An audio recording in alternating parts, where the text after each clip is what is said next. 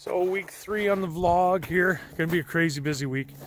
I got some real important stuff at work I gotta get done, and then I'm at Cabela's on Saturday, so let's get at it. Week 3. Hope you like it. Here. Last weekend with the puppies. Grandma's getting some puppy time. Teddy, did you not get one, Bubba? Here, here. Good boy. Jasper. That's my finger, not the cookie. Girl, ouch. Okay, sit your bum, Poppy. Poppy. Sit down. Sit your bum, Maggie. Sit. Otis, sit your bum. Sit. That's my ring. Oh, she That's already my had ring. one, I think. Sit your She's bum. got this figured out. See how she's just... There you go. Good girl. Poppy, sit your bum. Sit. Sit your bum. Sit your bum. Sit your bum. Sit your bum. There. Good girl. Here. Oh, Maggie. You're a little bugger. Oh boy. Is this tempting to just throw this in here and be done with it. What a week in Senators land. Just awesome. Let me guess, they're going to fire the coach next. So I'm here at Cabela's for the day, Saturday. Their big spring sales. I'm here for Shimano, helping out with any fishing needs you may have or any questions you may have about Shimano gear or anything else. But I'm going to include everybody in this week's vlog. So we all talk about that big one you caught. You want to brag about your fish? Today, we're going to talk about the one that got away. We all have that one fish that you lost that never leaves your memory. I know I have more than one, but I'm going to ask folks today what that fish was to them. Should be pretty good. Probably with you on the Rito, on a bulldog. You probably remember it. Set the hook, and within 30 seconds it was at my feet, flat line, post tight on the other side of the boat, gone. Whose fault was that? Mine. Might have been mine. It might have been yours.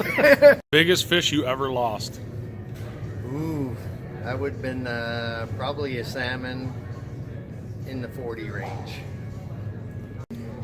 48, 49 inch muskie lost at the boat On an 8. on an 8. Whose fault was it? Probably my own.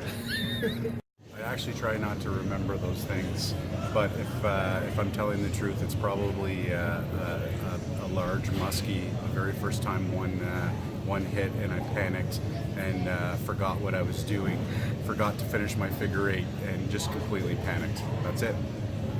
Question. Biggest fish I've ever lost was probably at the Rito River, and it was something like a 5 or 6 pound bass, and it was right at opening weekend, right outside of Manotick Marina, and it just sank out, popped right out when I was lifting it out onto the dock. Ever lost? I don't even know, because I didn't really get to catch the thing, but probably a huge pike that broke my rod in half on the Mississippi Lake, actually. And I don't know, to me it looked like muskie size, but they say there's no muskie in there. But it's a giant fish that I lost. I'll never catch again. The biggest fish I ever lost was a walleye on the Mississippi on the river. Early season, fairly big. Just pulled it up and the hook came out of its mouth and lost the whole damn thing. Sucks. Yeah, no fun at all. Oh, this is a good one. This was on Muskrat Lake. It was in a tournament actually this past year, and I pulled into this bay. I casted, and there was a whole bunch of people at their cottages that were watching this happen. I set the hook and lost a good 5 pounder. Came up and shook and spit the bait during a tournament, and that probably would I probably would have cashed a check. It was heartbroken. That sucks. So heartbroken. Didn't see it. I hooked into this fish. I was fishing a crab.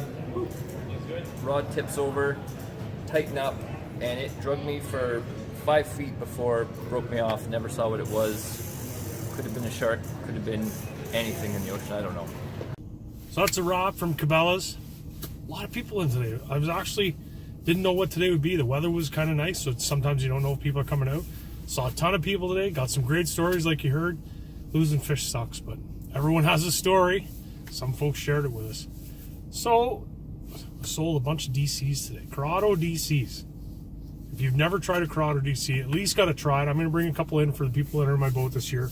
But if you're having a problem with a baitcaster, consider a Corrado DC. It is the real deal. We just felt as recently as probably this morning that Guy wasn't going to be our coach moving forward. And for both parties, we just felt that it was probably time to move on. Called obviously, it. We made the decision. What a joke. And that's why.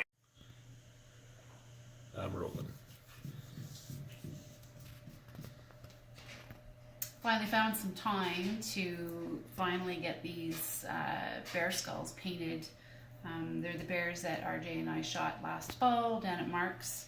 I don't have a lot of white paint, so I started with the smaller skull first. Whose is the smaller skull? We all know who the smallest one belongs to. It's RJ's. That's not very nice, but true. Anyway, just painting them white just kind of seals the skull, and then it just stops it from drying out and flaking. I might have left it just a little too long because I had to clean them up a bit before I started painting. But once they're painted, I might put some shellac on them, and it just gives it a nice shine, and we'll see how they look when they're finished. So there's the finished product once it's all painted.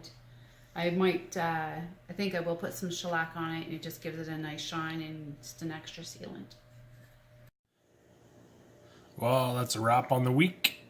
Vlog 3 in the books, and it's time to start thinking about this. On the road next week. Can't wait to get to Knoxville.